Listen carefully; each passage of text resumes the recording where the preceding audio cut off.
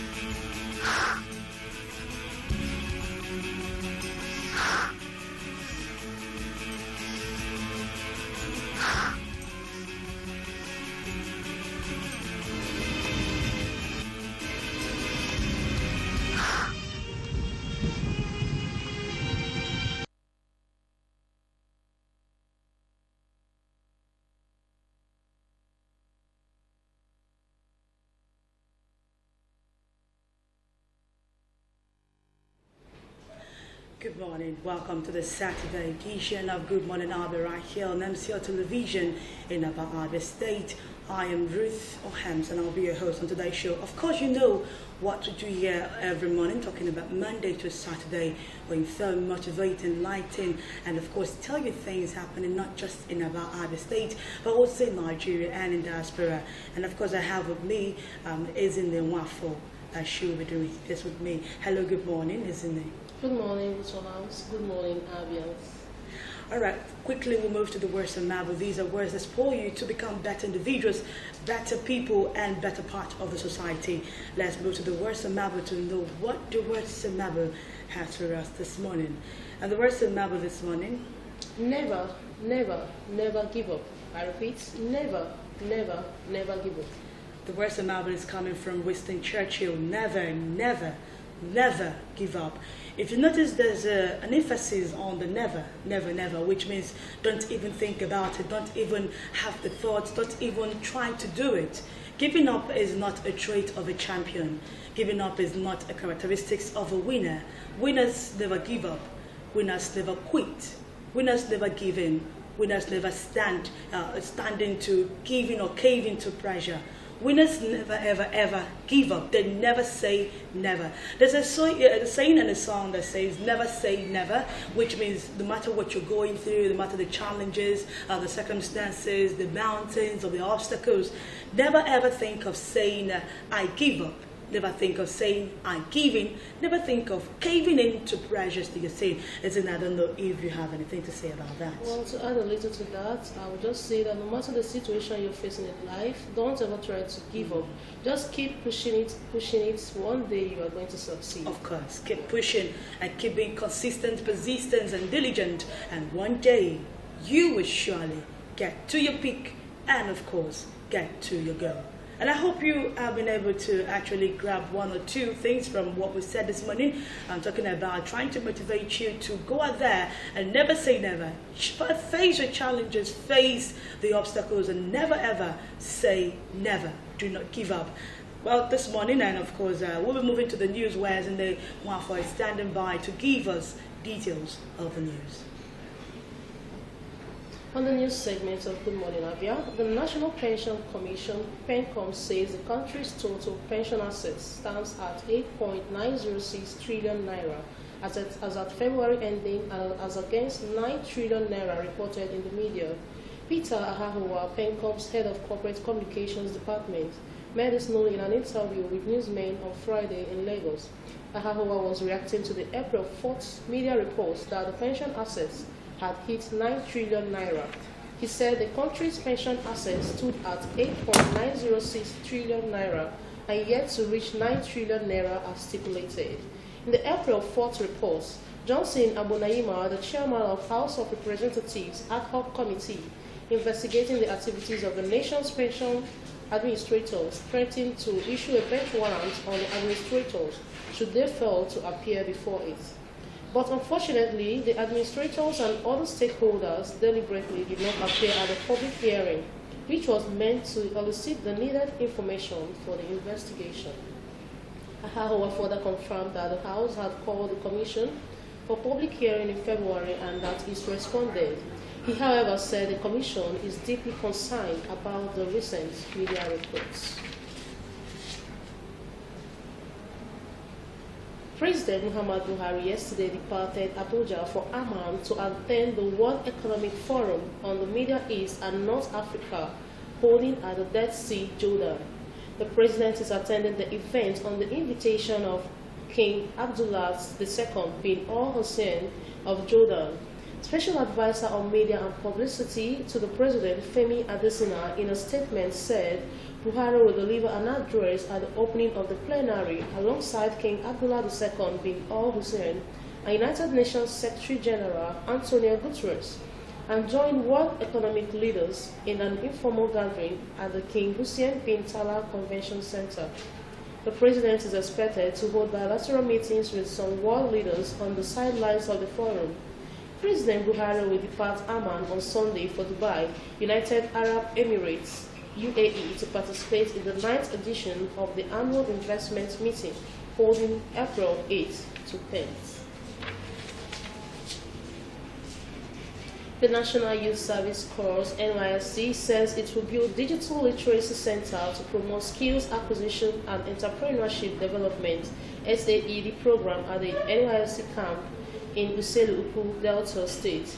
The Director General of NYSC, Major General Sule Zakari, represented by the Director of SAED Department in Abuja, Nuhu Kwanhe, made this known at the groundbreaking ceremony of the program on Friday at the NYSC Orientation Camp, Uselu-Uku, in Anyocha local government area of Delta State.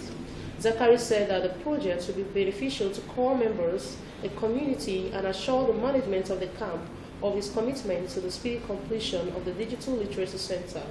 The DG said that the NYSC will not chip in the SAED programs by accepting proposals with shallow content from would-be stakeholders. The Delta NYSC coordinator, Omotade Ayodele, said the deliberate investment by the Delta State government, coupled with the strategic intervention of the NYSC management, will enhance the viability of the project. Omotade said that when the project is completed, it will be a model for all-round complete and inclusive training of core members. He said that the construction of the 4-room SAED Center will assure management of its preparedness to ensure that varieties of initiatives was aimed at promoting skills training and self-reliance activities among core members in Delta State. Traders at the popular Eastgate market in the state capital were on Monday asked to vacate the area. Besides the traders, tricycle operators who converted the area to a loading terminal were also chased away.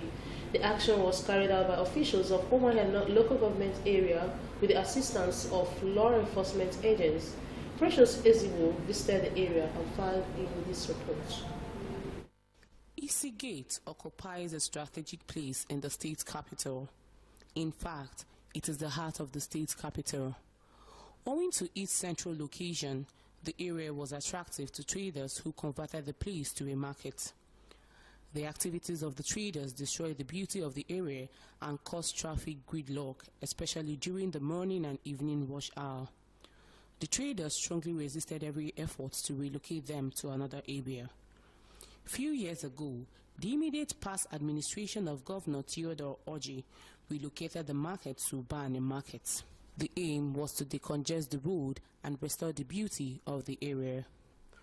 Several months after their movement, the traders gradually returned to Isi Gate, despite government's efforts to make them stay at Ubani Market. Officials of Umuahia North local government area on Monday directed the traders to leave the area. Some of the affected traders appealed to the local government authority and the state government to allow them remain at Isi Gate. They said they cannot afford the high cost of shops at Ubani Market in view of the harsh economic climate in the country.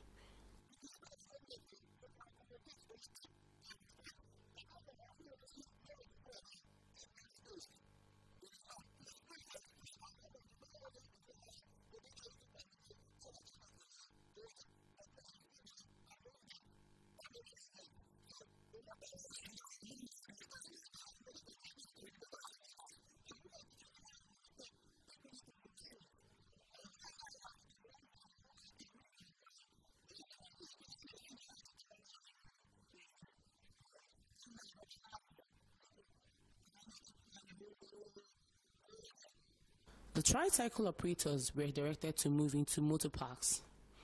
Their movement has created the much-needed space at Isi Gate. Some motorists speak on the development.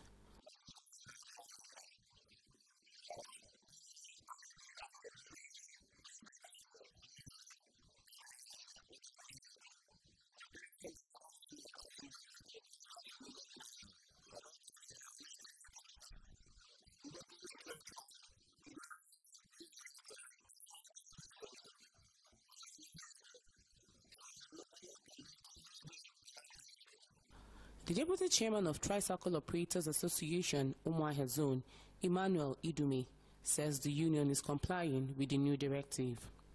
He said the tricycle operators are not paying any levy at the motor park.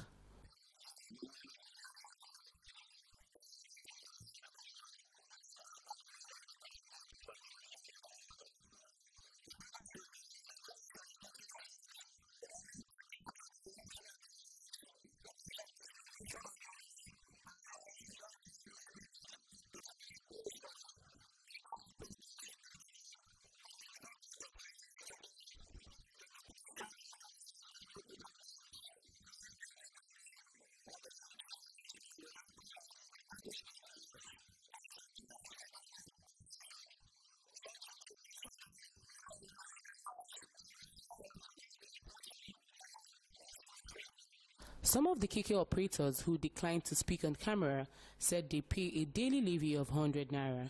The popular Isi Gate will regain its lost glory if the Umuahia North local government area will continue to enforce the latest evacuation order. The state government on its part should go further to beautify the area.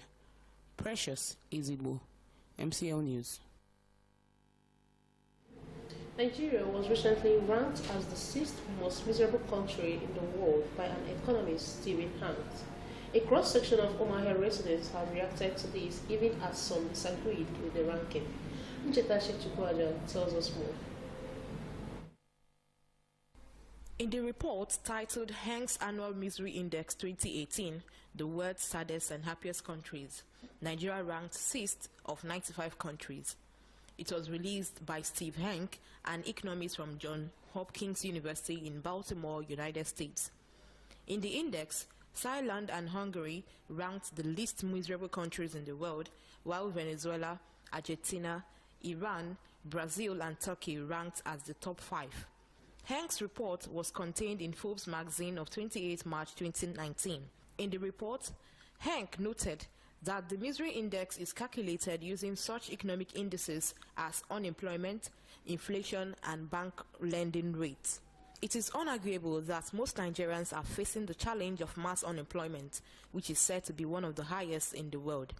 Nigerians are also victims of inflation and other harsh economic policies that are prevalent in the country. Against this backdrop, do Nigerians believe that they are indeed miserable?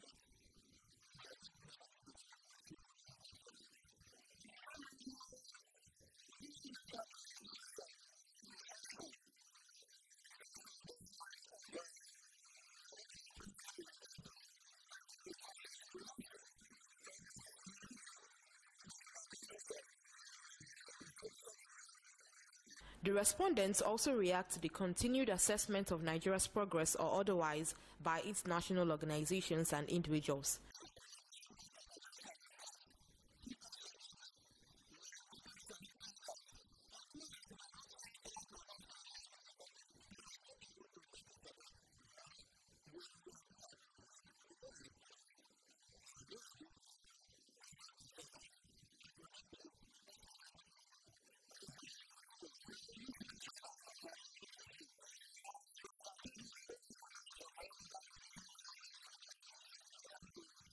This recent assessment should serve as a reminder to governments at all levels in Nigeria to strive towards making the lives of our citizens better.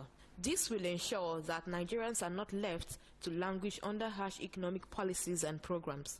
Until this is done, Nigeria might as well keep ascending in future misery indexes.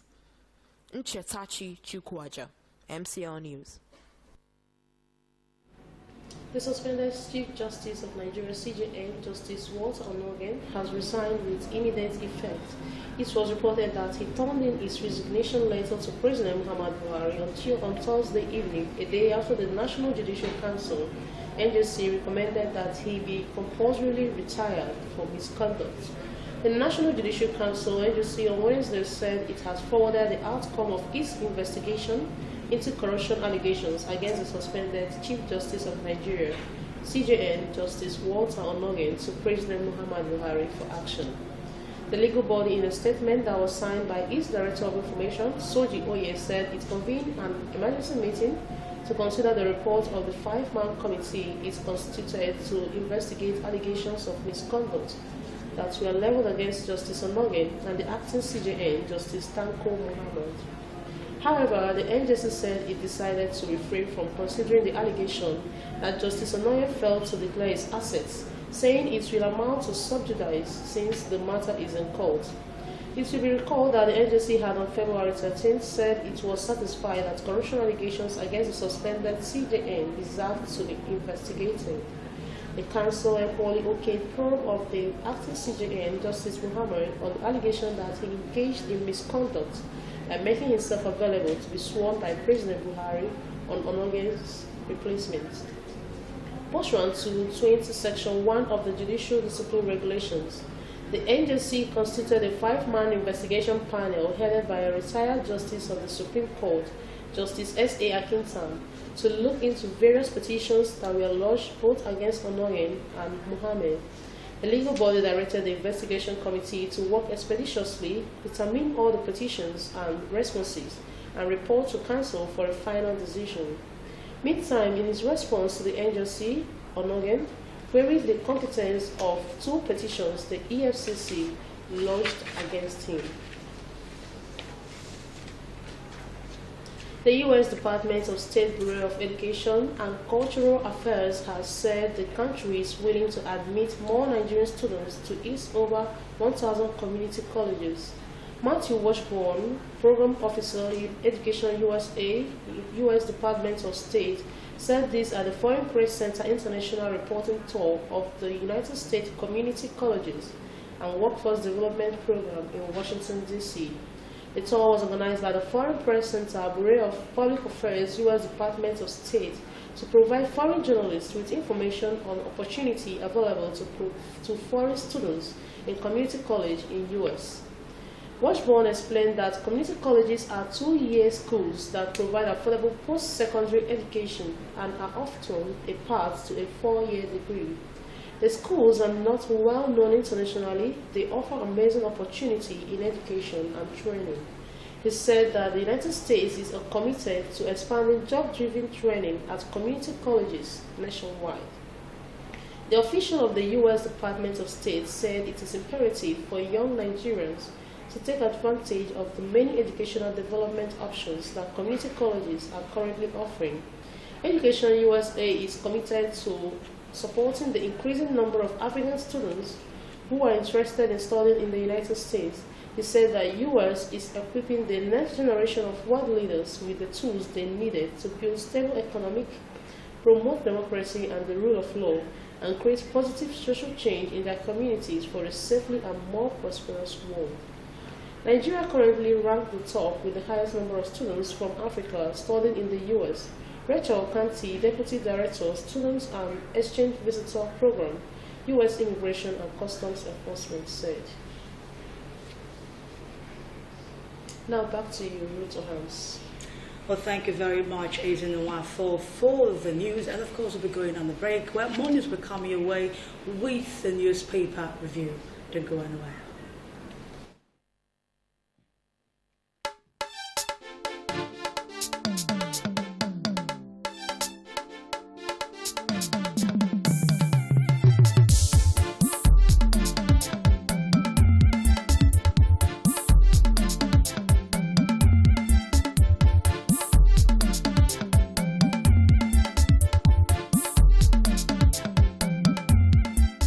Good morning, Abia, your one-stop breakfast show on TV.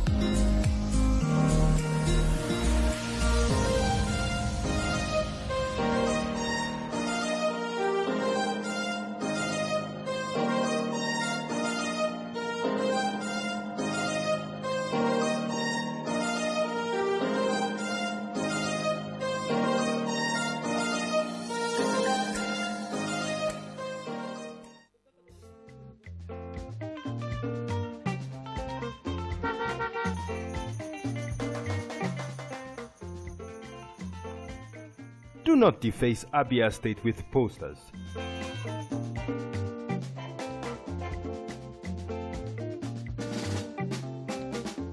Do not defecate on our streets. Do not litter Abia State.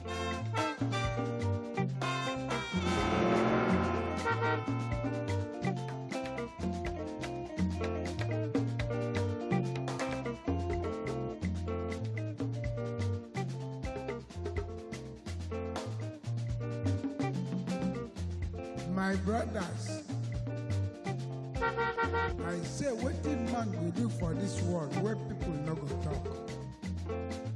If you chop, Do not urinate in public places. you no chop, dem go talk. Wetin make we do for this world? I say make we dey do the things wey we carry for heart. Na so world want am. I be not be so.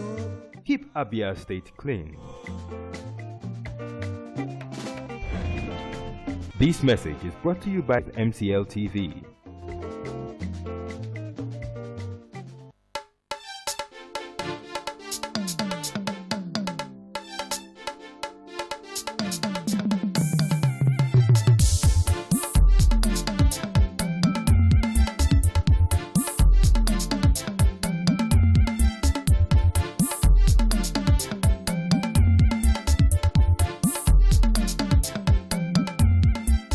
Good morning, Abia, your one-stop breakfast show on TV.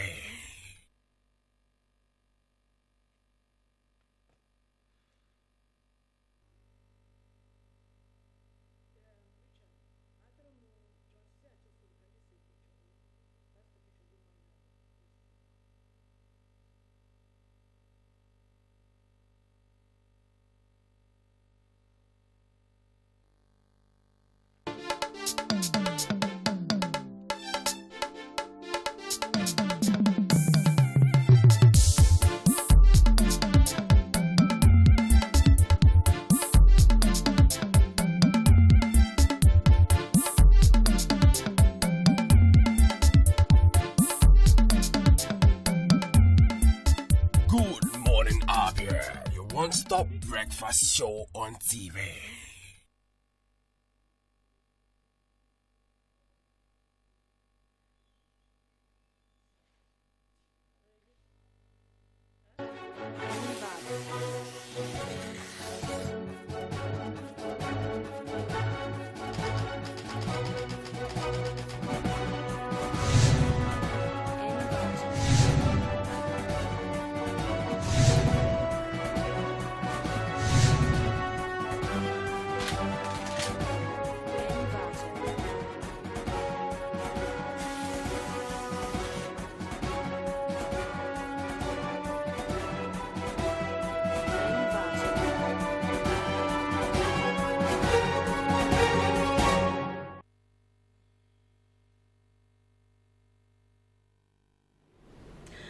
Welcome back, and you're still on to Good Morning Abia, one-stop breakfast program on MCLtv. And it's time for us to review the papers, talking about what the dailies have for us this morning. We'll be starting with the Saturday Sun on the top right corner.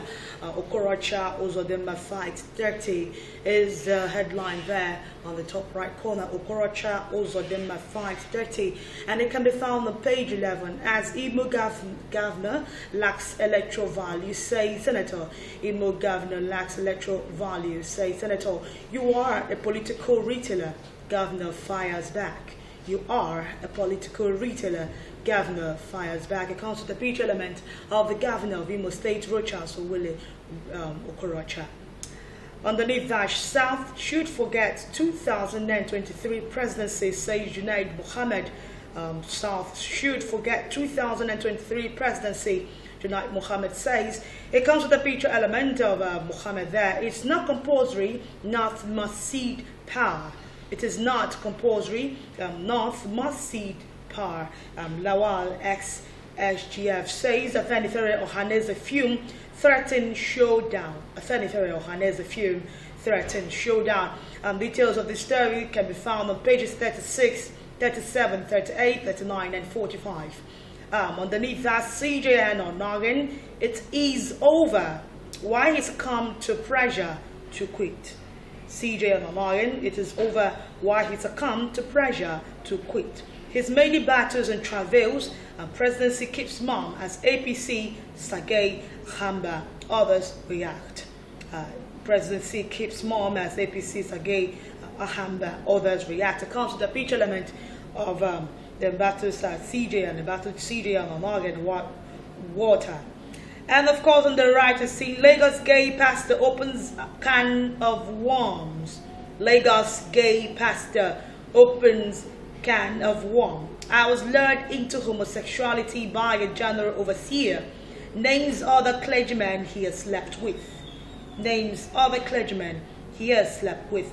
Well, you can read up details of the stories talking about the Lagos gay pastor who opened can of worms on pages 4 and 5, while you can read up the CJN story on page 46.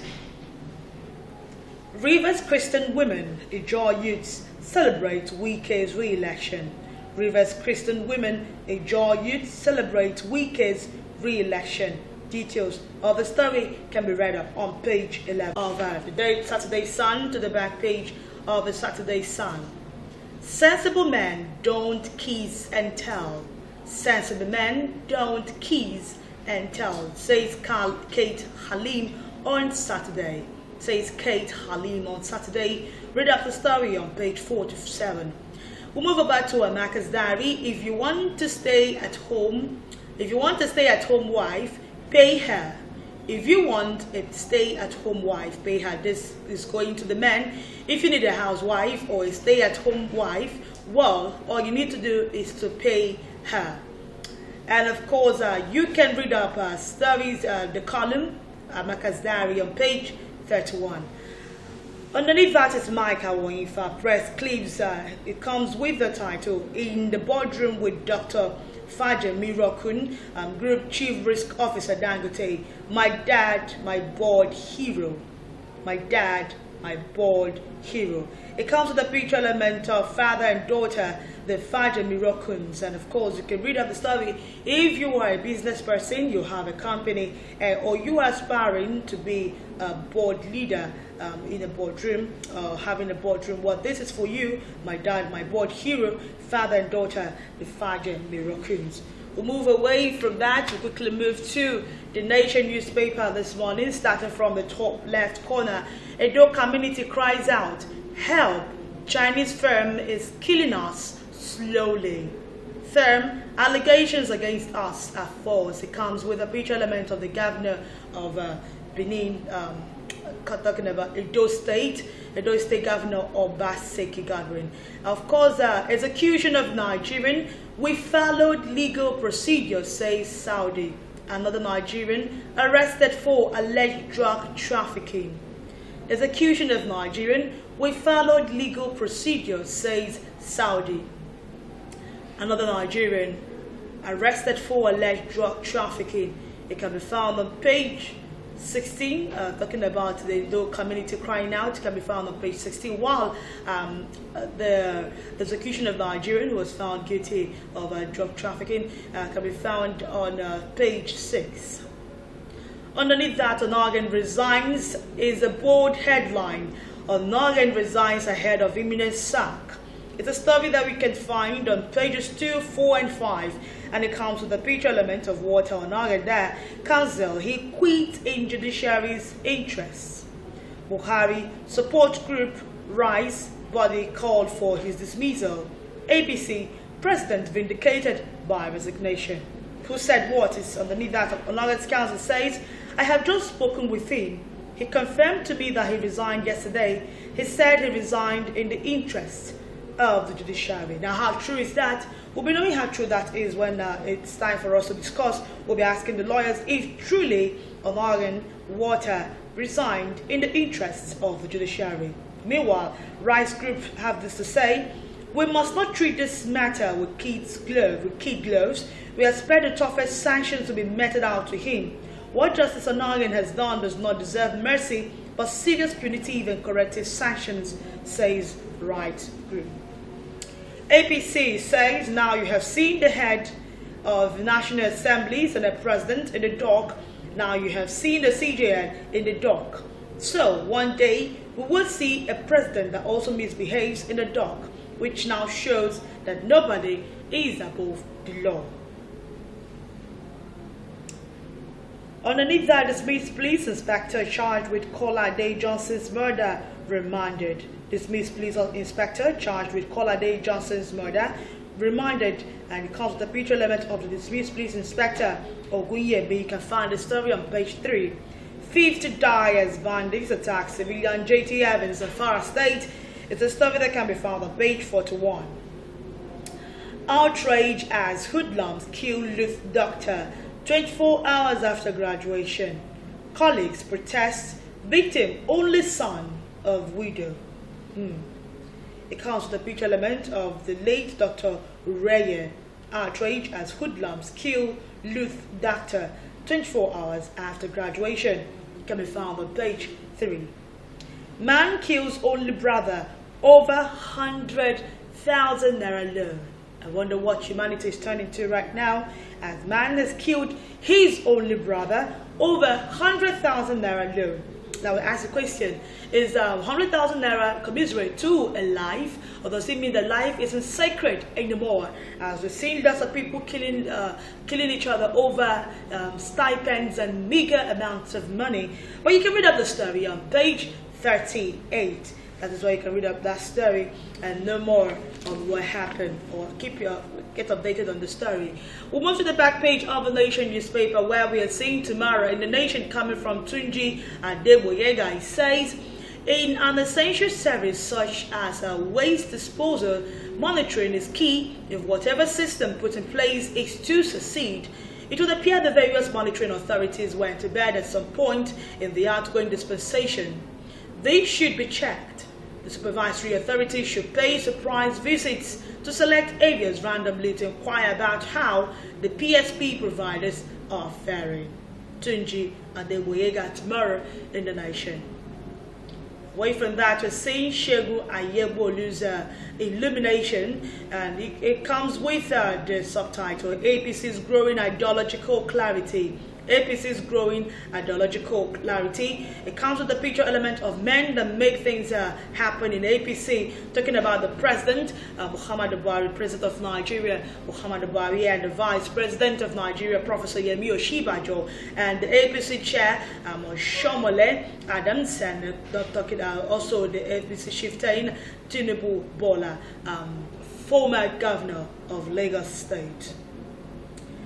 Underneath that is Ade or JK on Saturday wanted woman sports minister. Well, it's true, Nigeria really needs a female sports minister. I think maybe she would be able to turn things around for the better in the sports ministry. But right now, wanted woman sports minister, coming from Ade Ojekiri on Saturday, and that does it for the Nation newspaper.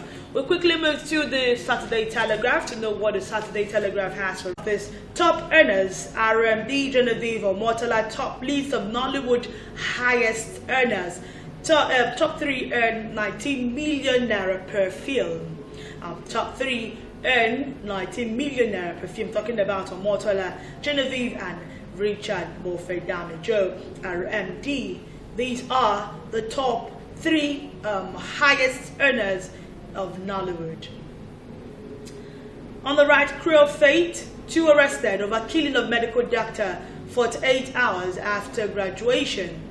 2 arrested over killing of medical doctor 48 hours after graduation. Kolade Johnson, please arraign killer cop. Kolade Johnson, please arraign killer cop. And of course, it comes on page 4.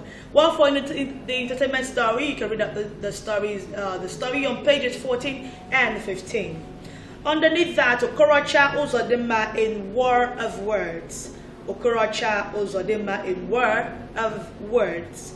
Uzodinma became their tool of destabilization, and in spite of their distractions, the Action Alliance won 8 seats in the State Assembly, and Okorocha won the Imo West senatorial seat. Now we come to ask, is Okorocha is he now an Action Alliance party member? He seems to be defending the Action Alliance.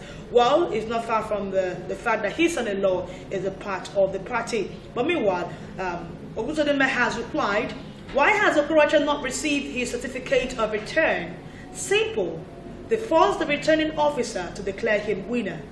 That is the only style Mosu and his father-in-law are used to.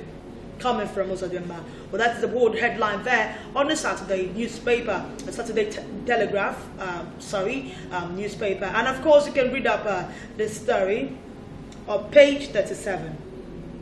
Drug trafficking, Saudi arrests Nigerian 4 days after execution of woman. Saudi arrests Nigerian 4 days after execution of woman, justifies killing. Comes on page 8 I wonder why people would not learn from what happened to Mrs. Kudirat, who is the woman that was actually executed in Saudi Arabia. Kudirat is her name, and of course Saudi arrests Nigeria 4 days after execution of woman, and Saudi has justified killing over the woman, Mrs. Kudirat, and of course it comes on page 8. The untold story of a gay pastor is another headline there, of a pastor who has opened a can of worms, like we told you, how he used young boys to run prostitution ring. He's evil incarnate, says neighbors. And of course details of the stories can be found, the story actually can be found on pages 41 and 43. Underneath that, beside that, is the feature element of Walter Onoyan. Walter Onoyan, as his declaration, federal government keeps mum as Onoyan resigns. Lawyers urge federal government to drop charges. Comes on page 5. UAE, United Arab Emirates, denies banning Nigerians from obtaining Dubai visas, where there was a story of rumors going around that the UAE has banned Nigerians from obtaining visas, and of course the tourist visa, which used to be for 3 months, has now been reduced to 1 month and 6 hours. But UAE has come out to deny banning Nigerians from obtaining Dubai visas, and it comes on page 39. Move to the back page of the Saturday Telegraph, where we are seeing something on sports. Sports slamming. Falcons must make the prep count. Falcons must make the prep count, and of course it comes on page 47.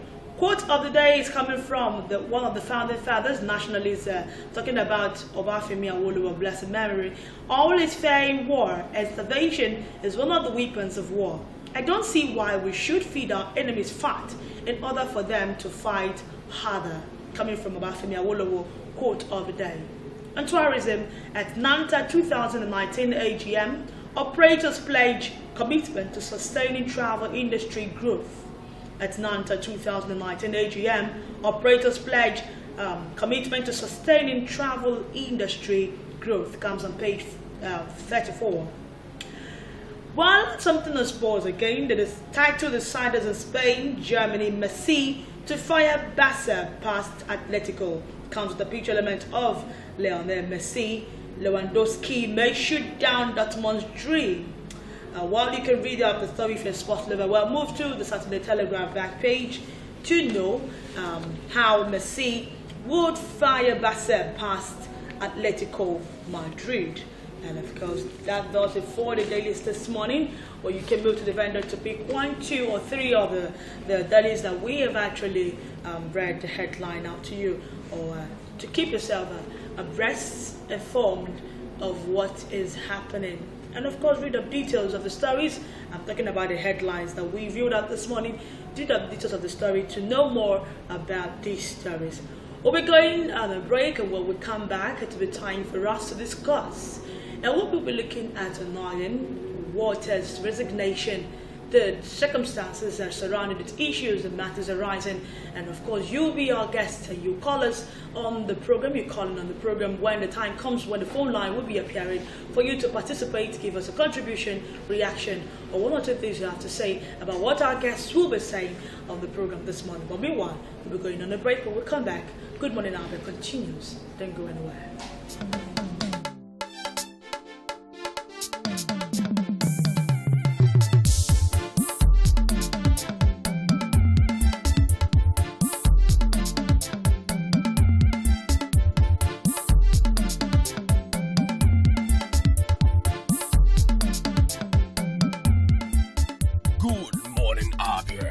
One-stop breakfast show on TV.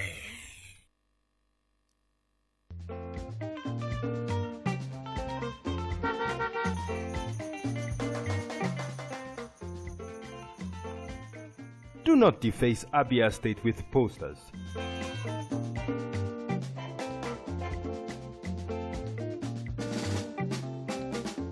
Do not defecate on our streets. Do not litter Abia State.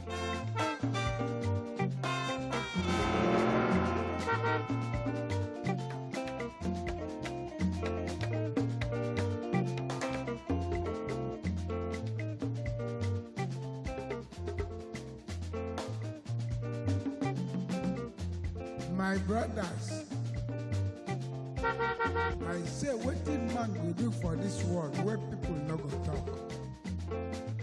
If you chop, Do not urinate in public places. you no chop, then go talk. Wetin make we do for this world? I say make we dey do the things wey we carry for heart. Na so world want am. Abi no be so? Keep Abia State clean.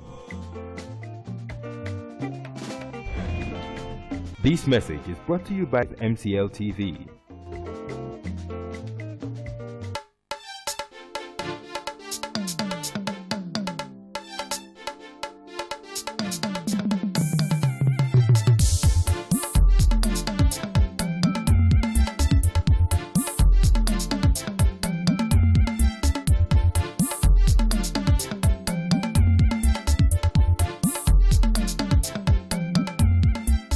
Good morning, Abia. Your one-stop breakfast show on TV.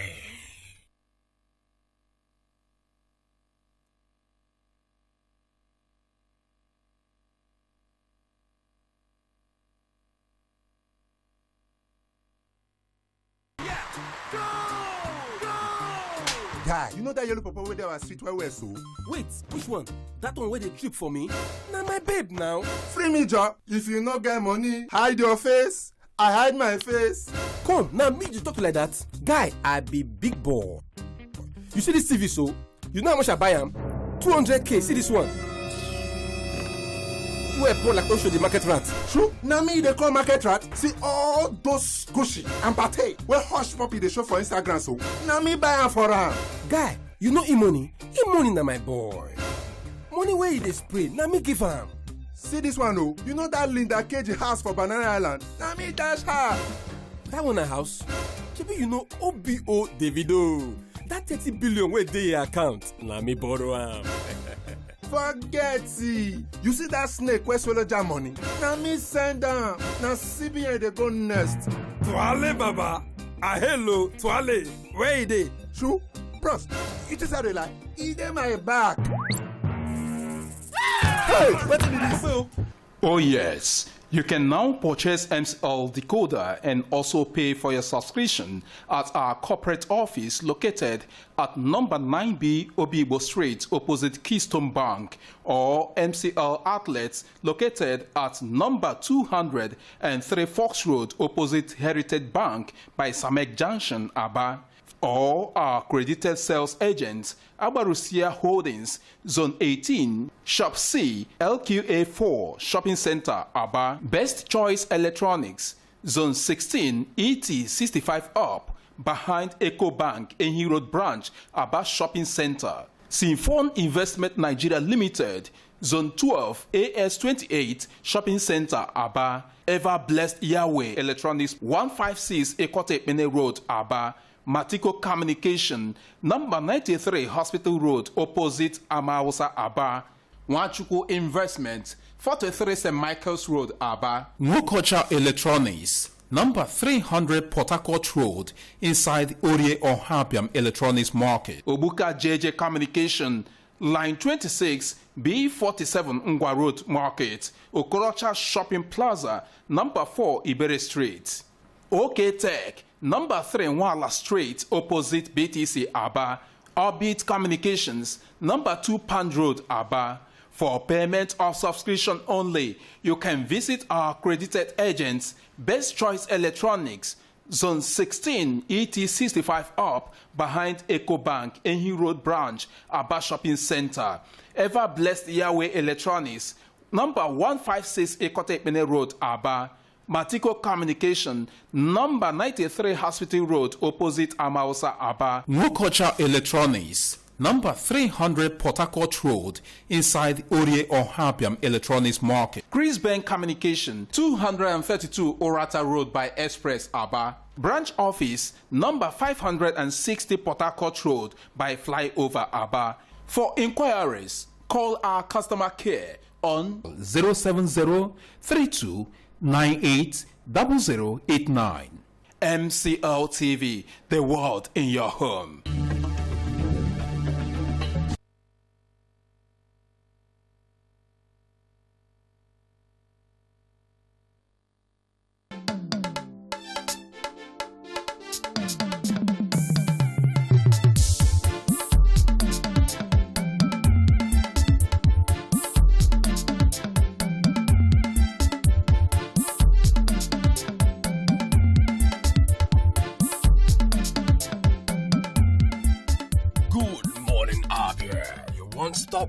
breakfast show on TV.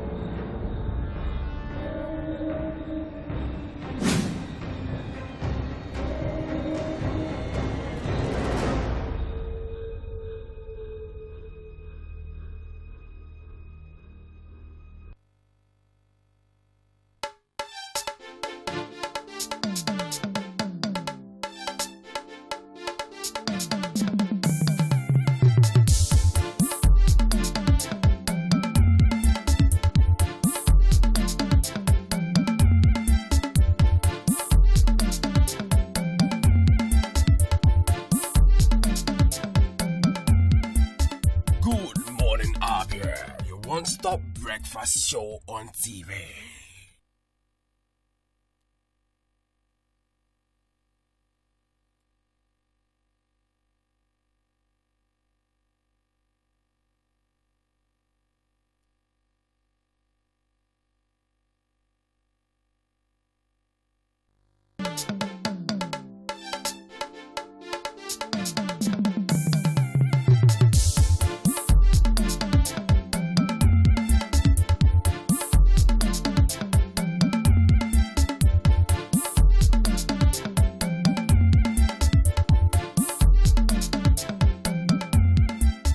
Good morning, Abia, your one-stop breakfast show on TV.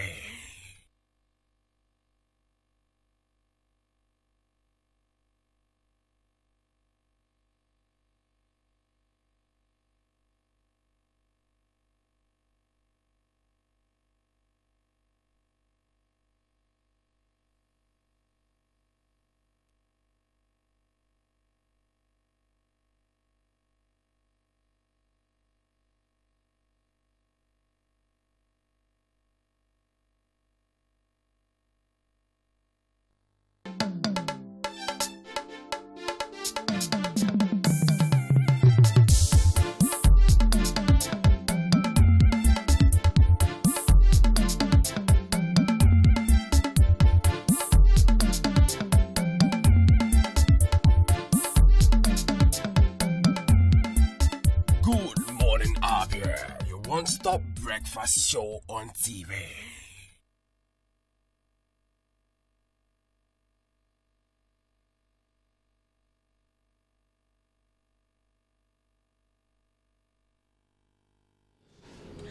Welcome back, and you're still on to Good Morning Abia, one-stop breakfast program on MCLtv.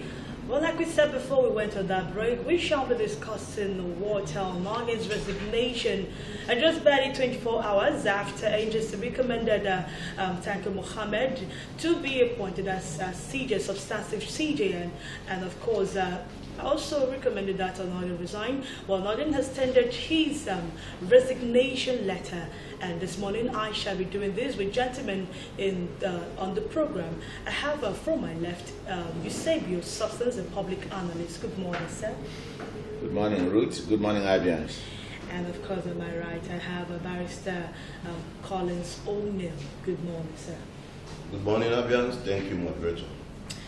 Gentlemen, yesterday, Onogin resigned, tendered his resignation letter to the president.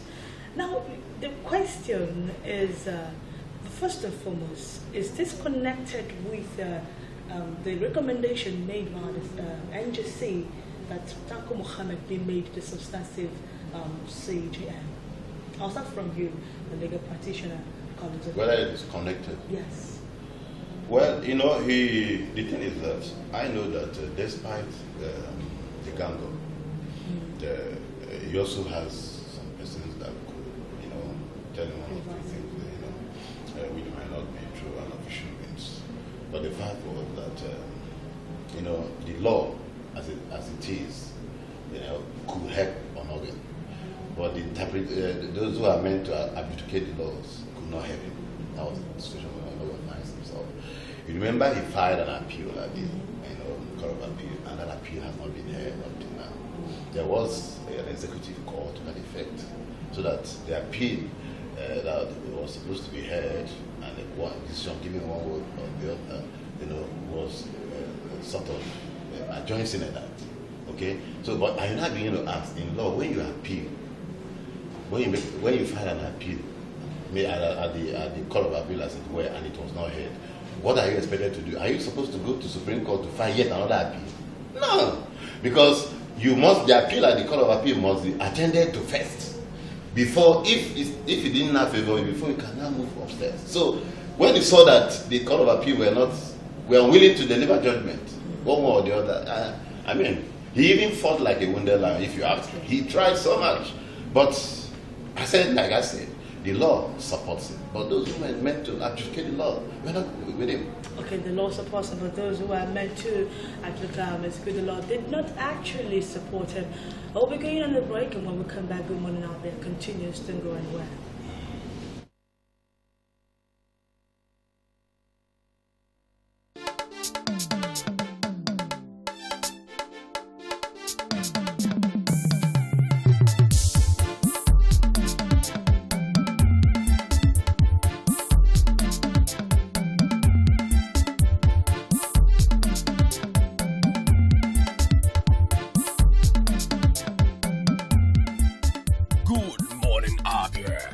Stop breakfast show on TV.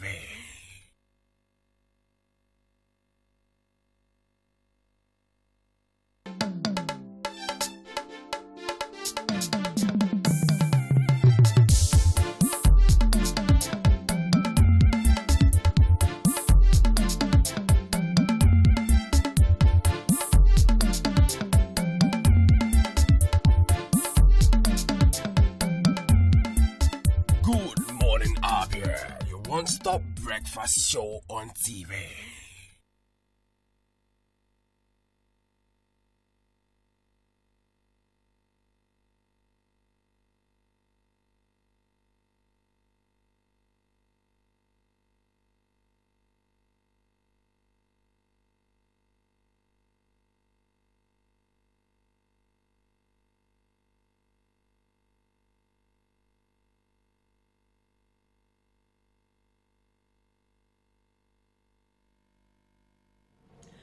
Welcome back again, still on to Good Morning Abia, one-stop breakfast program on MCLtv. And of course, we have been looking at Northern Water's resignation as the CJN. And of course, we'll be joined by a legal practitioner, Emperor Obuna. Good morning, sir. Good morning. Thank you very much. Okay, so gentlemen, over to Savior Substance. Like I said, is this connected in any way with NJS's recommendation for Tanko Mohammed to be the substantive CJ? As far as I'm concerned, talking about my personal opinion as a man who's covered the judiciary for some time, Onahan was re-ruled into resigning. Onahan was never given a fair hearing. The cabal that decided to run Nigeria the way they want to run Nigeria, led by the leadership of this country, decided to make Onahan a scapegoat. As far as I'm concerned, the whole judiciary is, whatever Onahan is accused of, all of them are into it. And I'm being honest, I can regret that. Let's look back. The judiciary has failed this country. It has been senior members of the legal minds, the judiciary, that has always been utilized by the military juntas to prepare decrees that has been against the will of the people in this country over the years, over 40 years. And as of now, the judiciary has shown us that they are no longer the last hope of the common man. By what is trying to happen, we'll get to that, sir. Onehen's resignation, he was re-rolled into it by the cover. It's connected. Yes, and let me be honest with you. Tanko Mohammed, the NJC should make sure that he leaves. Okay, you're saying that Onoge's resignation is connected with NJC's recommendation to the president that Tanko Mohammed made a successive CJ. No, that's not what I'm saying. I am saying that the powers that be re-rolled him into resignation. Not so the, it's not connected not with the NJC's system. Okay. No, that is not. It's not connected. Yes, they re-rolled him. He has no rights of defense, no rights of fair hearing was not given to him. Okay. So, Barrister Emperor, do you concur with what he said? Was it connected? Well, I to be a very long rope to say that Onoye was not given fair hearing. He was actually given fair hearing. The problem of Onoye was just that, as I said earlier, the presidency wanted him out. They wanted him. The president never wanted him from the first day. Yes. When he was recommended, when he was to be the CJN, the president refused to send his name to National Assembly for ratification. And it was when Buhari was in the hospital that Oshibanjo was acting on his own, and due to backlash of people who were asking him why the presidency is occupied by the Northern Senate President, National Assembly, Northern. Why don't you allow the judiciary to be led by a Southerner? So at the stage, Oshibanjo had no option than to recommend Onoge's position, and he was ratified at the CJN. All through the time, it's clear that the President Muhammad Buhari did not really want Onoge to be there. He did not really want Onoge to be there, and according to news I read somewhere, there was this report many years ago that said that the President was not comfortable with him. So now that this thing has happened, it's clear too. You know the powers of the judiciary. If you remember Justice Salami, with all due respect to him, was an APC man. He was a man who wanted APC to be in power. So, and at that time, governorship election petitions were ending in the Court of Appeal. So he made sure that he controlled what was happening. That was how APC had so many states they were controlling. APC was winning PDP in almost all the governorship, what do you call it? All the governorship petitions that were coming from the Court of Appeal. And Salami was the president of the Court of Appeal. So that was why Jonathan did not really like him too. The same thing that happened to Salami is exactly what he's actually trying to play out in it's politics. It's politics now. We all know now. There is no doubt about that. So the president now had to find a way to make Salami to bow out. And in the end, Salami was removed, and he was actually retired. And the same thing that happened too. He was retired and given his benefit and told to go. He left. So right now, the president Buhari is also afraid of what will happen if a man who he believes is from the PDP state. You know, Salami is from I think Akwa Ibom State or Cross River. And both of those, I mean, no, it's actually from Cross River. So those people, Cross River is actually a PDP state. So the president clearly was not really happy with what was happening. You know why I'm saying about this is that a situation whereby the petition was written by one person against Onoge, citing his asset declaration form. I'm a lawyer and I'm speaking with authority. To see the asset declaration form of people of that caliber is almost impossible. Nobody has cited Buhari's asset declaration up till now. All of them. Well, how will you get them? So how did that man get Dennis? How did that man get the asset declaration form of the number one judicial man in the country? Number two, the petition was written today. The next day, they prepared a charge. No, notified him. The charge came before the petition. Okay, I don't know about the that. Charge. The arraignment notice came before the petition. Okay. So they now brought the charge. Within few minutes, they did not investigate it. And even the CCT man, the CCB man, or the CCB that investigates the Code of Conduct body, he admitted that they did not investigate this thing. Okay. They just came and within few days, look at another problem. Who brought the ex parte order? That as a lawyer, I have practiced for almost 20 years. Every ex parte order will say, having heard Barrister Emperor Obonna in this matter, and having heard his arguments, I hereby make this order as follows. The ex parte order did not provide the name of any lawyer. There was no lawyer whose name is on that ex parte order. So the question is, who moved that order? Now they charged him to court. As they charged him to court, his lawyer came and raised an objection. They left. The next day, we now heard that an ex parte order had been made. Who made the order? That's the question. It was not that made it, there's no doubt. But who moved him to make the order? And look at why I said the president's have a hand in it. Immediately the order was made. That same minute, the president accepted it and swore in another person. Just what I'm saying. So how can you make an order removing the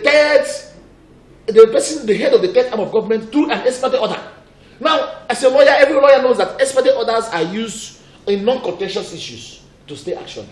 In non-contentious, like substituted service, like leave. But how can you? Okay, do you know the danger of that thing? It means that somebody can come tomorrow and go to High Court and make an order for Buhari to be removed. We'll get to the implication of that. But the question is Onoye's decision to resign the best at this point in time? Was it the best decision? Okay, let me explain it now. You see, clearly, the NJC made a resolution saying the president should give the CJN, because it was still CJN, a soft landing. They said one, they will settle him with 2.5 billion naira. That money was not a dash. He has reached that position.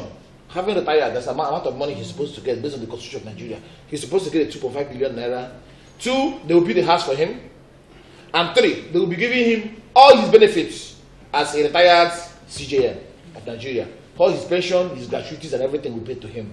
We made a recommendation to the president. It was for the president to accept it or not. Now listen to him. The president had a duty not to accept. He can say, I'm not going to accept this reservation. Rather, the president will now go to the National Assembly for the National Assembly to remove him, to dismiss him, to remove him based on any malfeasance discovered by the NJC. Now, Onoye have looked at this issue. He knew that it would aggravate his own reputation. And this is a man who is supposed to leave next year, 2020. That's when he's supposed to leave. And if he goes now, they give him 2.5 billion naira. My brother insists that 2.5 billion naira is a big money. I'm not talking about 2.5 million. I said 2.5 billion. It's not a small money. So to me, Onoye resigning, and when he resigns, he will be given that 2.5 billion. He will have a house in Abuja, and because there's a place where people like that have a house, you don't live anywhere. And he will pay his pension and gratuity all through his life. And even after he dies, he will still be getting, the family will still be getting something. So to him, and fighting Buhari is not the best thing for him. Buhari is the president. Buhari controls the money. Buhari controls the military. Buhari controls the governor. Buhari controls the police, controls everything. You know, honestly, I'm a realist. If I were in Onoye's shoe, I would do the best. I would do that thing that he did. In all honesty, there is only fighting a battle you cannot win. This is a battle he can never win. We all know in Nigeria is ruled by some people. Yeah, just go to your third. Well, you can call us by calling the number that will be appearing on your screen, because it seems like you're already having a caller. Call the number on your screen for you to be part of the program. Number will be appearing for you to contribute. Hello, good morning. Hello. Good morning. Welcome to the program. Hello. Good morning. We can hear you. Welcome to the program. How are you, ma'am? I'm fine, and you? I'm all right. I think you are talking about the retirement or the pending retiring. Onoye resigned. Yes, you have resigned. Yes. You know, what is unfortunately, I'm not getting the now. I was listening over the television before the membership like so. I hope you are hearing me very well. Yeah, we can hear you clearly. Yeah. One thing that most in Nigeria is that when something happens, people will have so many situations and conversations where many issues that are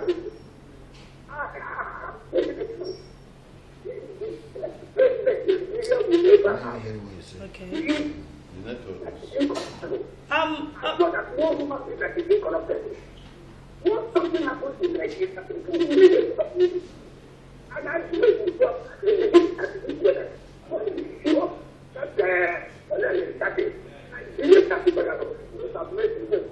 without having complete evidence and your network, hello sir, your network is fluctuating. Your network, we can't hear you clearly. Your network is fluctuating. I don't know, maybe it's yeah, you can hear you. Just speak up also. What I'm saying now is that It's so awful. I don't know everybody is saying. But captivating that time as he dedicated. That was for us. That man, his name was not gotten in the same way. For him now to have resigned, he has shot himself on his leg. This is the federal government, not the federal government. Now. Okay. Okay, thank you, sir. I think I've gotten your point, sir. Thank you very much. Thank you. Let the legal practitioners address you on that, okay, sir? We've heard you. Now, he's saying that, yes, Onoyen has shot himself in the leg, which means that, and that's a very good question. Don't you think that with Onoyen resigning, he has actually proven that what the allegations leveled against him is true? Don't you think that's what the... No, it's not really true. Let me just say, before my other friend said something, it's not really true. A man can decide to resign, not because he's guilty, but because he just wants to maintain peace. That's the truth. He said that it's for the interest of the judiciary. And this trial, we don't respect, the trial has really exposed that the man was innocent. Let's be honest to ourselves. The CC people that came to court, the prosecution people that came to court, they were given an allegation that the man had 55 houses. Yes. That was what the federal government was saying. But in the end, we discovered the man did not even have, I think, he had only 5 houses. Now we are, even as a lawyer, I practice, I know how much, I'm not trying to boast, but what I'm trying to say is that lawyers in Abia, so only, many lawyers in Abia have more than 5 houses. Now this is a man who has put in almost 50 years in the judiciary, as a lawyer, as a judge, in the High Court, at the Court of Appeal judge, and as a Supreme Court judge. I have only 5 houses. It is nothing. It is nothing. Now let us talk about money. The money they saw in his account. How much money they see in the account? How much money does a lawyer, an ordinary lawyer, has? So the truth about it is that it is clear that, okay, even the money they were talking about, they said that this money was facilities. Money that was borrowed from the federal government. From the federal government through bond. Anybody can borrow money from the federal government. You borrow money through bond and everything, you pay back. So the defense, the prosecution witnesses actually showed that this man is innocent. Okay, let's take this call. Hello, good morning. Hello, good morning. Good morning, welcome. Your name and where you're calling us from. My name is I'm calling from Abia. All right, let's hear your contribution, sir. All right, just go. Okay. So you want to react? There's something, you know. He said Onoyen shot himself in the leg. He didn't shoot himself on the leg. Okay. At all. You see, I'm trying to react to your question whether it was constitutional for the NJC to have written to the presidency, or informing it of its decision. You see, the NJC. As I asked, was it the best decision for him to have resigned?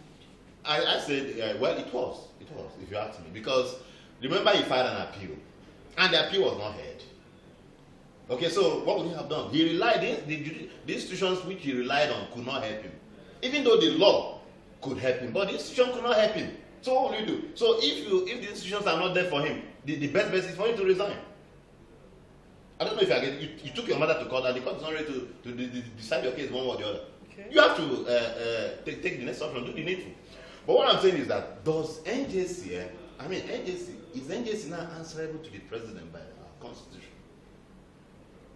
I hope you know that. I hope you know that the NJC, the judiciary is an arm of government of its own. The legislature an arm of government of its own. The executive an arm of government of its own. Look at it. It said by the virtue of this section, it says the Federal Judicial Commission. The NJC is answerable to the Federal Judicial. It said the commission shall have power to advise the National Judicial Council in nominating persons for appointment. So the NJC is not answerable to the president. The NJC is answerable to the Federal Judicial Service Commission. And the Federal Judicial Service Commission is not also answerable to the presidency.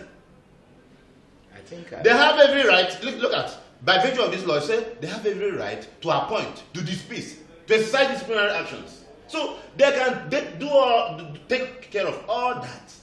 If they decide that a judge has committed something, whatever wrong, they'll dismiss him and not hand him over for prosecution. You mean the NJC alone? No. The Constitution provides that when it comes to the issue of removal or discipline of a judicial officer, or especially when it comes to the Supreme Court judges or I need to look at it where it is. I'm coming. We must not be reading this thing. We're trying to bring law to the people so that the people can understand what we're saying. It's not just dry law. Because what I'm talking about is the Federal Judicial Council. None of us have ever heard about Federal Judicial Council in Nigeria doing anything. But it's the NJC that we have been hearing. So if you're bringing Federal Judicial Council, you're talking what we call apple in the pie. You are not bringing it down to the people. What we know in Nigeria is the NJC. When judges have problems, petitions are written to the NJC, not to the Federal Judicial Service Commission. It's to the NJC. Now, when the NJC looks at the case, NJC will now look at it and then determine whether that is the petition has merit. If it has merit, they will take a resolution and make a recommendation to the president. That's what I'm saying when it comes to some judicial officers. But if it is a high court judge, the NJC make a recommendation to the governor, like what happens in our own case. Say, governor, remove this man. So that is the constitution of Nigeria. And that is how they'll be following. So NJC is not a stranger to the president. They all work together. If NJC removes somebody, especially when it comes to superior judicial officers like the Court of Appeal President or like the Court of Appeal, what we call federal judges, like Court of Appeal judges and also Supreme Court judges, CJN, the NJC will make a recommendation to the president, asking the president to remove this man. Now, the president is not bound to accept that recommendation. Let me tell you something. Do you know that there are two states in Nigeria where the NJC had made recommendations to the governor to remove somebody, but governor has refused. I've forgotten their names. There was when I was doing research, I discovered that there were two people. But the question is, if the governor refuses, what is the plight of those judges? The truth about it is very unclear. Why I say it's very, very unclear is that NJC regulates everything judicial in Nigeria. So if a judge is still sitting when NJC has recommended his removal, it means that the judicial president coming from his office will not be recognized by the Supreme Court because he is a rogue judge. But the truth about it is that the constitution is not very, very clear on this issue. There's something I want you to clear me. No, I'm coming. See, you see, I remember we talking the other day. You said that we should be mindful of what we say, okay, so that we don't incur the wrath of the NJC too. But I'm telling you that this is what the law is saying. It says recommend the commission shall have powers to recommend to National Judicial Council the removal from office of judicial officers.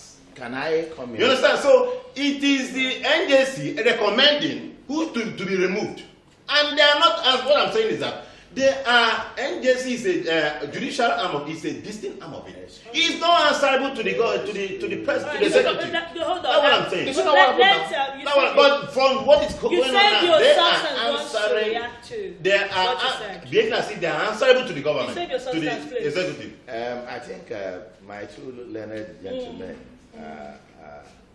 I believe that's one thing we have to understand here. That the constitution of Nigeria is greater than even the president of Nigeria. That is the point. And that the constitution of Nigeria is greater than every body of persons in Nigeria and group of persons. And that we have what is supposed to be in a true democracy. Government of the people, by the people, for the people, by the people. Am I right? Yes. What we have in Nigeria is government by the government, for the government, by the government.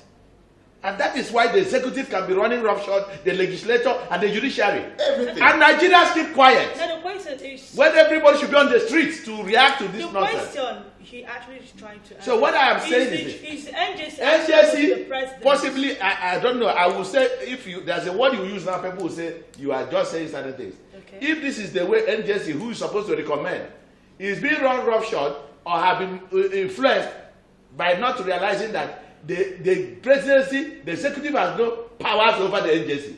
Okay. The NJC is the judiciary arm of a government that recommends. Without their recommendation, you don't appoint.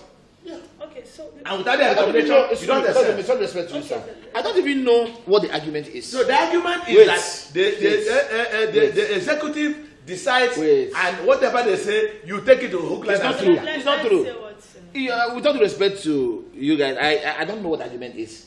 The situation as we have it now is that the NJC deliberated on the matter of Onogen and then made a recommendation to the president. And what was the recommendation? Is that not what happened? And what was the recommendation? Excuse me. The recommendation was that Onogen should be retired. Okay. And he be compensated with the money I mentioned, 2.5 billion, and the house, and he be given all his benefits. And that Tanko Mohammed be confirmed at the Sultanate CJ. That was the recommendation. Was that the right recommendation? Wait. Just hear me, please. Let me tell you something about law. Oliver Wendell Holmes of the Realist School of Jurisprudence, he said, and I quote, "The law is the prophecies of the court of what the court will do, and nothing more pretentious." That is what you call the realistic school of law, and that is where I belong. I don't belong to the natural law school. I don't belong to the fascist law school. I belong to the realistic law school. Let me explain to you what that statement means. You said that the Constitution is superior to the president. Now the question is, who interprets the Constitution? The judiciary.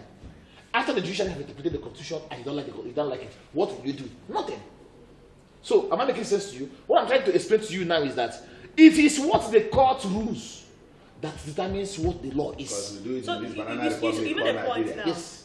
After the judiciary interprets the law and the president does not like it, what Yes. happens? Nothing. Nothing. Are you not trying to In a- say that the judiciary is not independent or the it's judiciary not anarchy. No. is No. reliant on the executive? Let me and answer on it. the- It's simple. Wait, please. There is no lacuna in anything. That provision of the law, the places you read and said that the judiciary, that the NJC recommends to the president, it is the provision of the law. It doesn't say that the NJC direct the president. It doesn't say that the NJC or orders the president. If the law says, I recommend to Root, it means that it lies in the hands of Root to make the final decision. That is the law. So if you don't like the law, change it. So it is not a matter of saying there are so many areas that the judiciary is final. But the law didn't Excuse me, sir. Please. Let me come, please. We're not arguing. We're trying to educate the public. So the public can understand what we're saying. What we're saying is that when it comes, excuse me, sir. Please, Mr. Can you just hear me? When it comes to determination, I shouldn't have a civil case with you on land, and I go to court. Whatever the judiciary rules is the final decision. The president has no input in it. Atiku has taken Buhari to court. If the Supreme Court rules that Atiku wins, automatically Buhari steps down. If he stays there any longer, it becomes an illegal government. The judiciary has the 100% powers to make final determinant decisions without the input of the president. But when the Constitution says that this decision you are going to make is not going to be final until the president recommends. So it is not right to say that the judiciary is a toothless bulldog. No. But rather, the powers of the judiciary is consequent of the Constitution, which says, let there be a recommendation. But in this case, you are getting Emperor. You are getting it wrong. You say the commission. The commission here is the federal executive. You are getting it wrong. The Federal Judicial Council. You say the commission shall have powers to recommend to National Judicial Council the removal from office of judicial officers. So it is an internal arrangement between the Federal Judicial Service Commission telling NJS to remove this person. That is what is here. Let me tell you. I'm coming. Let's see. There is something about public confidence. When you make a decision today and that people go home and say, that is not, it's not fair. Can I have that position? Let me show you. Do you think you have arrived at a just conclusion? Look at what. Let me read something to you. The basis on which impartiality operates is the need to maintain public confidence in the legal system. He said the erosion of public confidence undermines the nobility of the legal system and leads to ensuing chaos. You know, the essence of the need for impartiality was observed by Lord Denny. Look at what Lord Denny said. He said justice must be rooted in confidence. He said justice must be rooted in confidence, and that confidence is destroyed when right-minded people. He didn't say when legal practitioners. He said when right-minded people go away, saying the judge was biased. This is in the case of Metropolitan Police versus Lamont, reported in 1968. He said when right-minded people, that is a layman, a layman goes home and said the judge was biased. So would you not say in this scenario now that then the decision of NJC to have said let's Tanko continue when they never recommended it? What would the right thinking person say? The question is the illegality of that appointment. That is them. The question is the court there to consolidate illegality? Can I just say something? Please, there's something my learned friend said. See, just like heresy. What is heresy in the Bible? Heresy is when you pick up one part of the scripture and you magnify it and amplify it more than other parts. You have to juxtapose it with other sections. You have been talking about, since yesterday, you've been talking about Federal Judicial Service Commission. What about the NJC? The NJC has powers by virtue of our constitution as to how to remove the governor, as to how to remove I'm not saying the NJC. I'm coming. That will remove. Wait. And so if a petition comes to the Federal Judicial Service Commission, they look at it and they make a recommendation to the agency.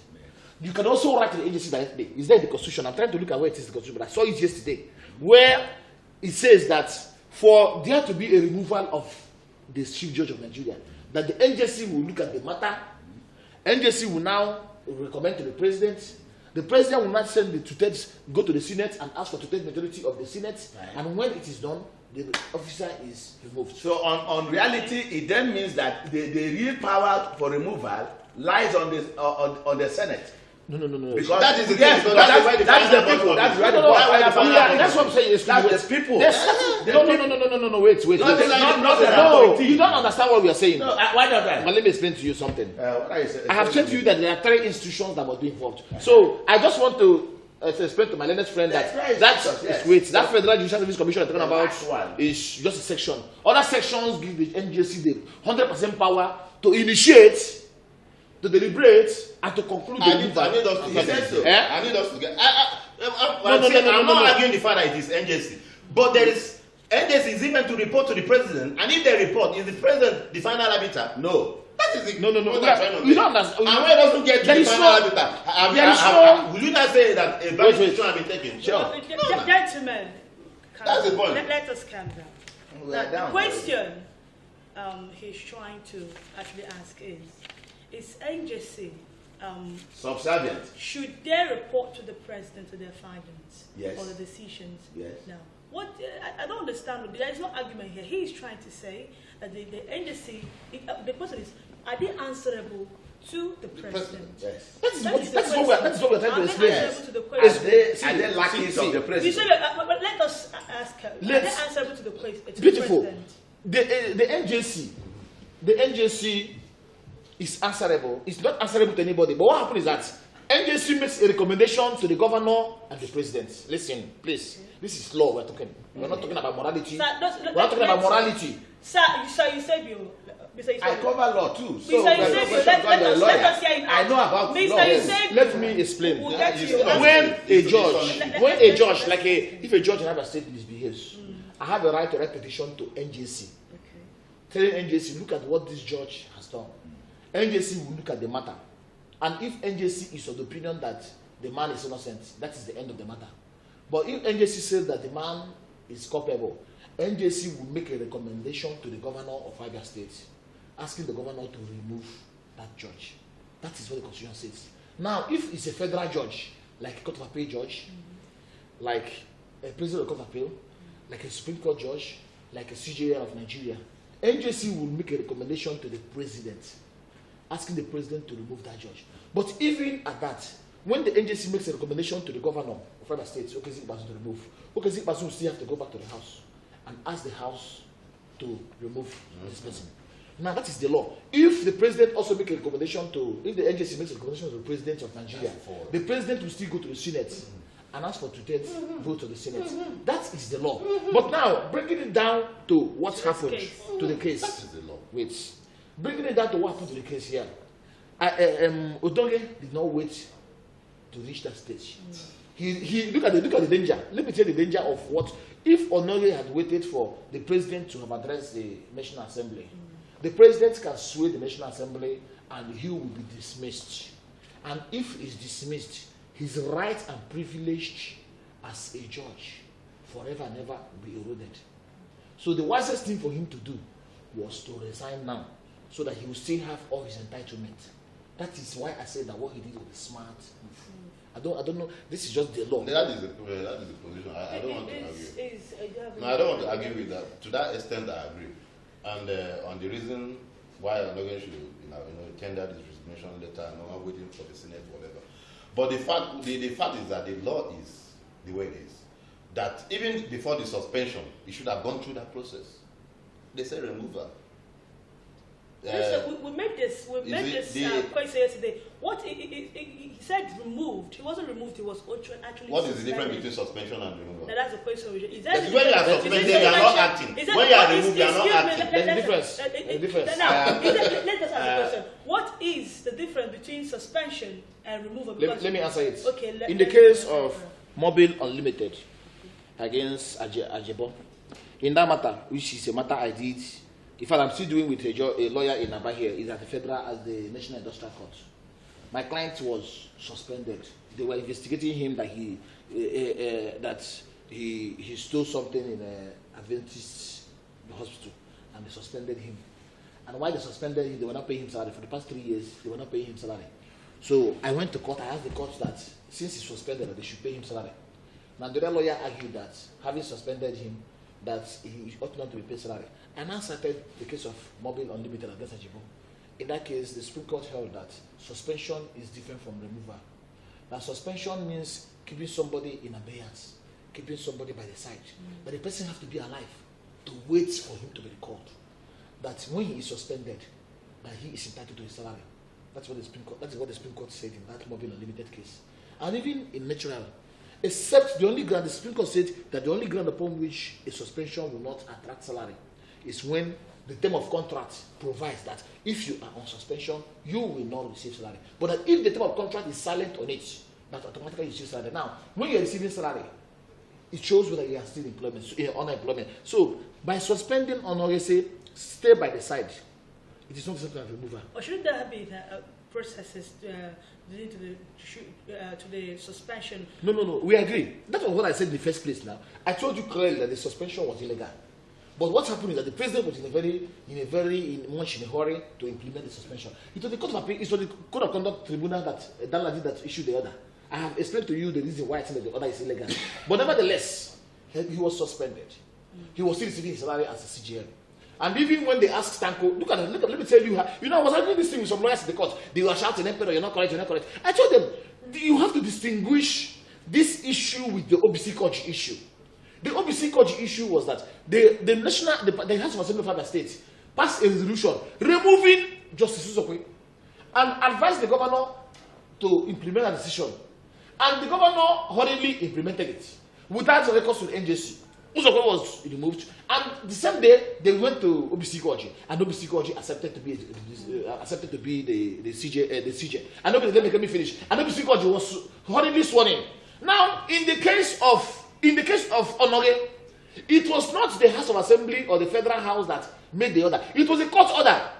There was a court order saying you are suspended, and that court order was signed, and the court order says the next person in rank should be sworn in.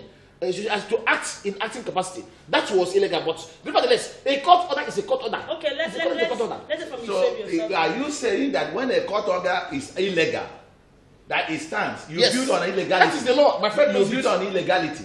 That if the Constitution says that there is nowhere the Constitution says there must be an acting chief justice. Okay.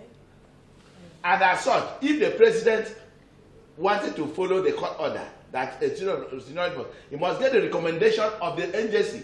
That's what the Constitution says.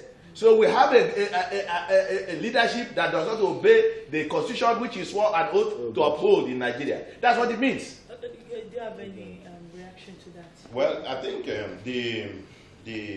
as it affects whether there's an acting CGN or not, you see. Like Tanko said that he was appointed on that was not the question. The question is, you are saying that there is no difference between being removed and being suspended. He has thrown more light on that. Okay. But, in the case of Onoge, see, when he was removed, to a layman, he was no longer the CGN. He was no longer acting. But as a lawyer, I'm coming now. Then, another person was appointed on acting capacity. Okay, so the fact that he's no longer the CJN, another person is saying, I am now the acting CJN. When that person that is acting was not properly recommended by the NJC. So it's just a trend on illegality. You see, if you look at that section 231, when Tanko said that, look, I want to disagree with what my leader friend said, that of CJ is different from that of Onoge. See, whether or not the House of Assembly of Abia State gave consent before the substantive CJN, Chief Justice Ozokwe was removed is not the matter here. I'm talking about the one coming in. The incoming CJ or CJN. That's was he recommended? I don't know if you're getting me. To talk of House of Assembly Abia State, said Ozokwe should be removed. But was OBCK recommended by NJC? And it was Tanko that also presented that since was OBCK was not recommended, it should be removed. No. Don't you think? There's a problem there. Please let me just say this thing. You know, for the public, right. There's a distinction. You have to distinguish between OBCK's issue and Onogen issue. So the only distinction, distinction we should know here is that was OBCK recommended? Wait, no. Was the Tanko recommended? No, it's not Tell true. the public Wait, that. you know, hear me. You know what thing we do as lawyers is to get these tiny areas sorted. And it's that tiny areas that distinguishes one case from another. In OBCK's Oji's case, OBCK was outrightly removed as, not OBCK, Uzokwe was outrightly removed as the chief judge of Abia State. Outrightly removed, and OBC Koji was horribly sworn in. And yes, OBC Koji was now sworn in as a chief judge without the input of the NJC. In that Onoge's case, Onoge was not removed. Onoge was suspended pursuant to a court order. These are two different scenarios. Please let us not argue like hear me. I'm coming. That's why I want you to let me finish. That's why I want you to clarify. No, wait, just 1 minute, please. See, leave Onogen outside of it. Leave Uzokwe outside of it. How did Tanko came in? How did OBCK came in? Beautiful. The answer is simple. OBC Koji came in after the House of Assembly passed a resolution to the governor, asking the governor to remove the CJ, which the governor complied and removed, and OBCK came in. Now, in another issue, the court made an order suspending, not removal. I didn't say Onogen, I said Tanko. It's something. You cannot talk about Tanko without talking about Onogen. So I don't confuse. Wait. Now listen. Tanko, just allow me to finish. Okay. Tell us how Tanko came in. Tell us how BCK came in. Were the two of them recommended? Now listen. Wait. In Tanko's issue, Tanko was not sworn in as a substantive CJ. He was sworn in as acting CJ. And when he was confronted with that accusation by the agency, he said that Onoge is still the CJN. Okay, which means it doesn't really require. It doesn't require recommendation from the NJC. That is what I'm trying to explain. And that was on the ground upon which the NJC found Tanko not liable. Listen, please, this is not emotion. This is law. What I'm saying is that in Tanko's issue, he was acting CJ, and there was a court order. There was a court order saying that the next person, the most senior, should be sworn in. But in OBC Koji's issue, there was no court order. 1, 2. OBC was sworn in as a substantive CJ. Why Tanko was sworn in as acting CJ? These are two different things. Let me answer. No. Hold on. Do you agree with me? I don't agree on illegality. I wouldn't accept illegality. Wait. Let me come here. No, hold on. First, let you. I asked him a question before now. Whether the law makes provision for Barrister Collins, say. Hold on, please. Does the law, you serve your left. as a fellow is a lawyer, okay. Does the law or the Constitution of Nigeria make provision for the appointment of an acting CJN? Can I answer it? Yes. Can I answer it? Yes. Okay, beautiful. I told you what to do when they home said. Wait. So it's just simple. Simple question. Yes or no? Yes or no? Let me answer it. Oh, yes or no? Let me answer it. Just yes or no? Wait. Let me answer it. No. Listen, please. It was a court order that made that acting CJ. So the answer is no, yes. No, wait. Sir, no. You are not the answer is yes or no. The law, the court. Yes or no. Excuse me, you people are not being realistic here. No, the answer is simple. The answer is yes. Okay, that's tell us beautiful. Now, yes. Why I said yes is that if the court says black is white, okay, black becomes white. Okay. That is Nigerian law. Okay. If the court says Buhari is not the president, Atiku is the president, that becomes the law. The court said let there be an acting CJ, and that order has not been set aside by any court. That order becomes the law. There are many types of law in Nigeria. We have kangaroo law. Please. Let me be serious. Okay. We have constitution as the law. We have statutes as a law. We have case law. What is case law? Case law is the law made by the courts. Every lawyer knows that there are so many decisions, like the case in Idundu and Okubawa, that provides for how to prove ownership of land. This is clearly an issue of case law. Every lawyer knows that there is what we call case law. The case law as you have it today is that the case is that acting CJ is part of our law. Let me explain to you something. When they wanted to remove a judge, there was this judge they arrested, Justice Ademola and the rest of them, and Justice Ngajiwa. They arrested Justice Ngajiwa, prosecuted him in court. When they wanted to find him guilty, he raised objection that he was not supposed to be found guilty. The Court of Appeal was not relying on any law. The Court of Appeal ruled that before you can remove a judicial officer from office, that you must first of all write to NJC. Before you can arrest a judicial officer, you first of all write to NJC, let NJC try him, and if he's found guilty, NJC will not make a recommendation for him. I'm coming. Wait. NJC will listen now, please. We were talking law here. NJC will not make a recommendation that he be removed. Now, when that is the law, it's a Court of Appeal law. Every lawyer knows the case of Ngajimwa and states. Yes, and that one has not been repealed. Beautiful. I am coming. I'm saying this is to prove a point that there is no place in our statute which that decision is contained in any of our laws, but it's a part of our law. By virtue of the fact that the Court of Appeal has ruled on it and nobody has appealed against it.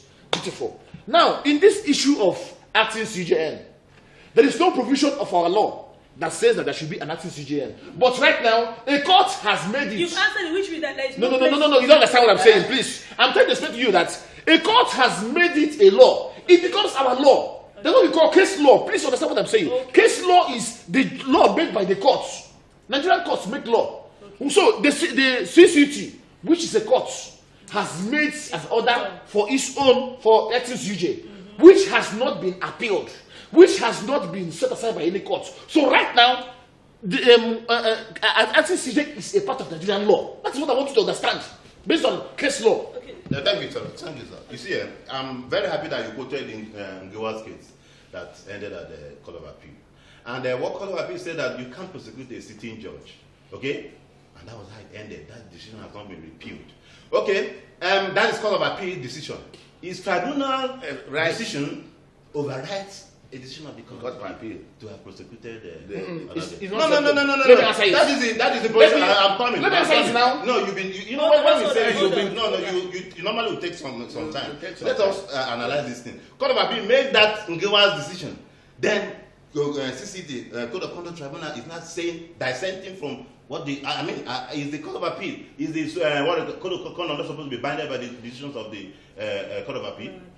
So, but in our law, which you answered in affirmative, does not make provision for acting CJ. The moment you are appointed on the basis of on a substantive basis. So that at what point will you become substantive? When your name is sent to the president and then subsequently to the Senate for confirmation. Okay, it's a procedure. So it can never be. I'm coming. I'm still on my feet now. Okay. The law never said you will be appointed as a CJN on acting capacity after a while you leave. No, the moment you are appointed, it is expected that your name will be sent to the president for appointment. That's upon recommendation to the president. Your president will not send it to the Senate for confirmation. That is the only acting period, and which is about 3 months. Fine. It's not so. Yes. So the law is clear on it. It's a procedure. You are appointed. You are recommended for appointment. Your name is further moved to the Senate for confirmation. That's all. So saying that what is Tanko was it's an illegality. It's an illegality. And that also, the Ngewa's case that you cannot try a sitting judge, which you have already quoted. All are illegality. Wait, let me do a distinction. Okay, yes, okay. A distinction is clear. Please, we are lawyers. We should look at it from that point. Listen. Okay. In Ngajiwan's case, the judge was arrested and prosecuted before an ordinary court, and the court held that you cannot prosecute a judge in an ordinary court unless the NJC have intervened. But in the case of Onoge, it is internal arrangement of failure to declare assets. Hear me, please. Failure to declare assets is not a criminal. It's not a criminal trial per se. First of all, bail was under the criminal law. Bail is normally granted to the accused person. In Onoge's case, there was no issue. The issue of bail never arose. 2,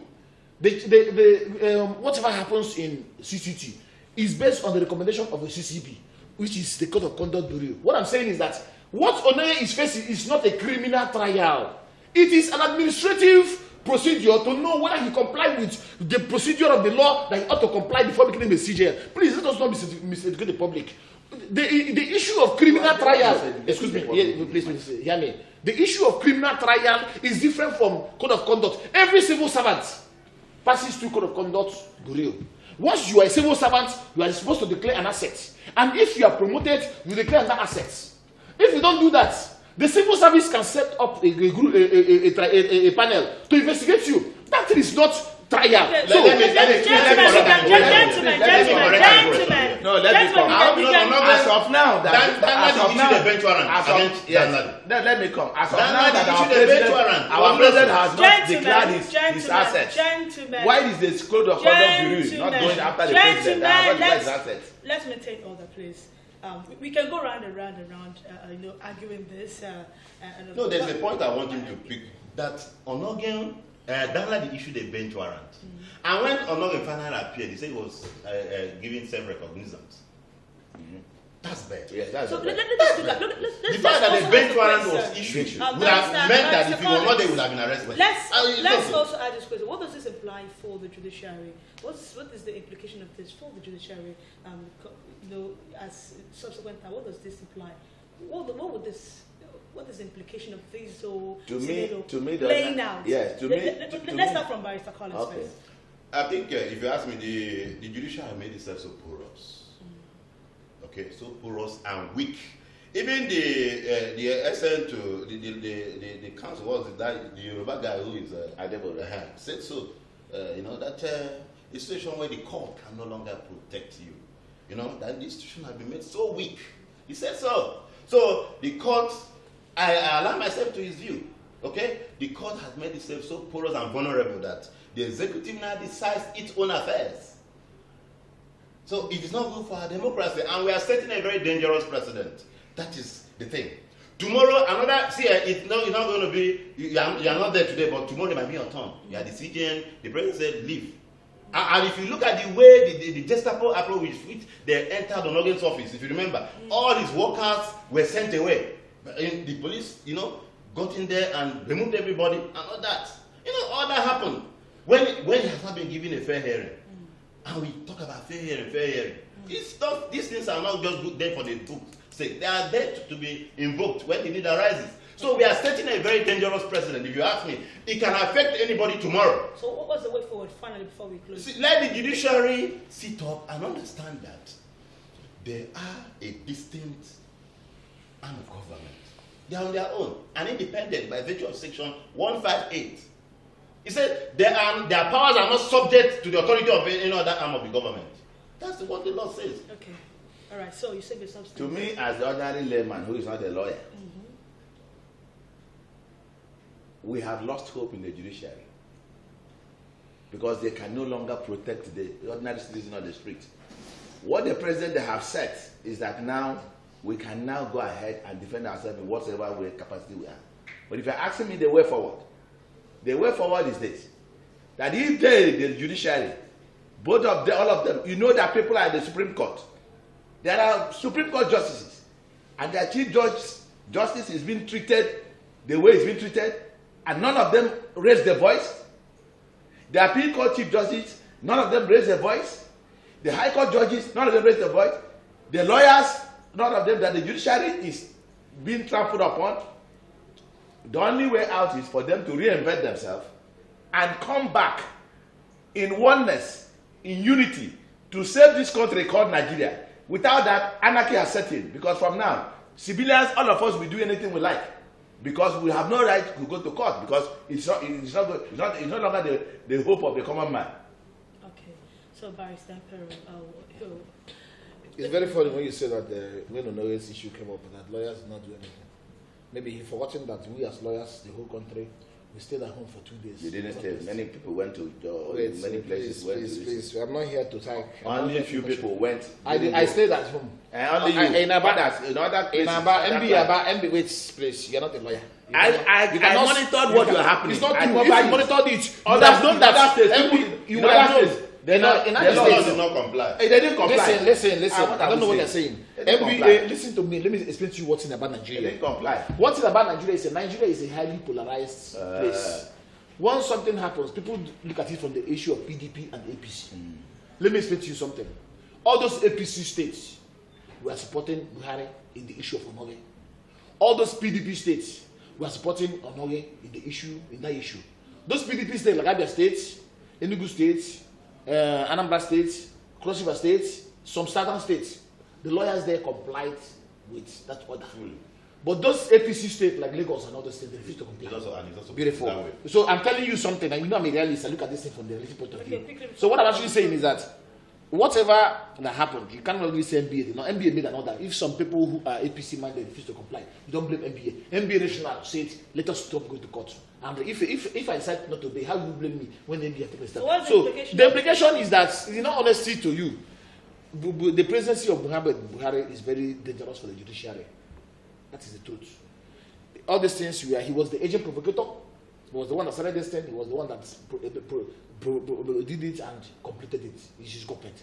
The thing now is clear that the judiciary is not really. Let me not say the judiciary is not the hope of the common man, because there is no issue of the judiciary. This is pure politics. And let me tell you the problem. Why should the CCT and the CCB be arms of the executive? That's what I'm saying. The CCB and the CCT are arms of the executive arm. When the NJC wrote a petition, when somebody wrote a petition against the CCT chairman, what did the NJC do? NJC recommended that they should take him to Judicial Service Commission and the man even said, I am not liable to report to Judicial Service Commission. I report to the president. That was what Daladi said. That he reports to the president, and that is the correct thing. So you see that it is just a mockery. So what is the way forward? The way forward is, I don't know, I can't tell you the way forward again, because clearly the thing is, we know it is true. The expert order was the one that caused the problem, and the expert order was the one that caused the problem, and the presidency did what he did based on politics. So anybody can just file and expect. That is it now. That's what it means now. That's what it means. It's a bad situation. Oh well, thank you very much, gentlemen, for being on the program with me. Thank you very much, Barrister Collins O'Neill. Thank you very much, Barrister Emperor Wunna, and to you, public analysts and journalists. Thank you very much. You saved your substance. It's always a pleasure having you on the program. Well, we have to actually draw the curtain on today's edition of Good Morning Abia. Well, do stay tuned for Hot Seats and do enjoy other programs on MCLtv. I am Ruth Oham. To have a wonderful weekend.